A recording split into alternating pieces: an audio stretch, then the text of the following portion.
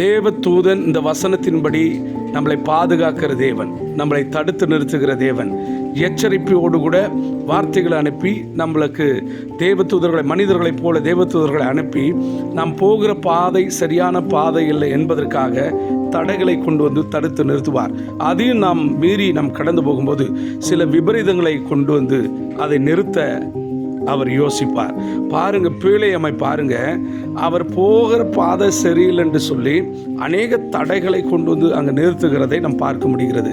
அப்படியாக நாம் எடுக்கிற முடிவுகள் சில நேரத்தில் மனுஷ யோசனையில் நாம் எடுத்து நாம் சில நேரத்தில் நாம் கடந்து போகும்போது நமக்கு முன்பாக தேவன் நம்மளை நேசிக்கிறபடினால், நம்மளை மிகவும் அவர் நேசிக்கிறபடினால் தடைகளை கொண்டு வந்து நிறுத்த பிரயாசப்படுவார்.